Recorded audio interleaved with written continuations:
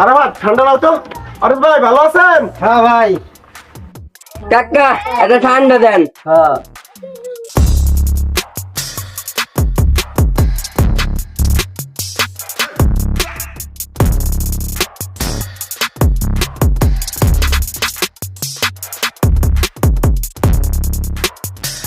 এলেন কাকা। এটা কি আনছো?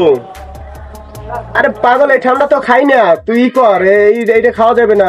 এটা ওই ওই প্রোডাক্ট বুঝছো, এগুলো খাওয়া যাবে না। অন্য অন্য ঠান্ডা লো। আরেস ভাই অন্য ঠান্ডা আছে, অন্য ঠান্ডা দেন ভাই। এটা ওই প্রোডাক্ট, এই প্রোডাক্ট তো খাওয়া যাবে না ভাই।